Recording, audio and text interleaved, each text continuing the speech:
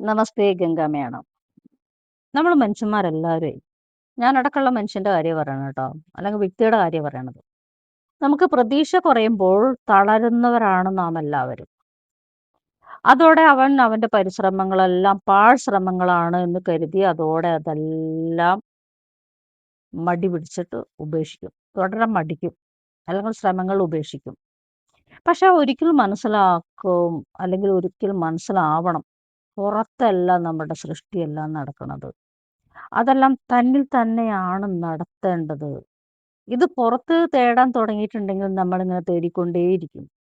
ഇത് നമ്മളിൽ തന്നെയാണെന്ന് മനസ്സിലാക്കിയെടുക്കാൻ ആദ്യം നമുക്ക് വേണ്ടത് മടി കളയുക. അതായത് നമ്മളുടെ അമിതമായിട്ട് ചിന്ത കളയുക. ഭയത്തെയും നിഷേധാത്മകതയെയും കളയുക. ലക്ഷ്യമില്ലായ്മയെ മാറ്റി നിർത്തുക. അതുപോലെ സംശയത്തെ ദൂരീകരിക്കുക. വൈകിയിട്ടുള്ള ഉറക്കത്തെ ആദ്യം മാറ്റി നിർത്തിയാൽ തന്നെ നമ്മളുടെ ചിന്താഗതി ശരിയാവും. അതുപോലെ സ്വയം വധിക്കാതിരിക്കുക. സ്വയം വിധിക്കാതിരിക്കുക. വിധിക്കലും വധിക്കലും ഒന്ന് തന്നെയാണ്. കാരണം നമ്മൾ സ്വയം നമ്മളെ വിധിക്കുമ്പോഴാണ് നാം നമ്മെ തന്നെ വധിക്കണേന് തുല്യാവണത്. ഇനി സക്സസിന് വേണ്ടിയിട്ട് നമ്മൾ ശ്രമിക്കേണ്ട കുറച്ച് കാര്യങ്ങൾ എന്താണെങ്കിൽ ആത്മവിശ്വാസം ഉണ്ടായിരിക്കണം ആദ്യം. ഏതറ്റം വരെയും നമുക്ക് പോവാൻ പറ്റുമെന്നുള്ള ഒരു ആത്മവിശ്വാസം. അവിടെ നമുക്ക് ഫോക്കസ് ഉണ്ടാവും. ആ ഫോക്കസ് നമുക്ക് എന്തുണ്ടാക്കി തരും? അച്ചടക്കത്തെ തരും.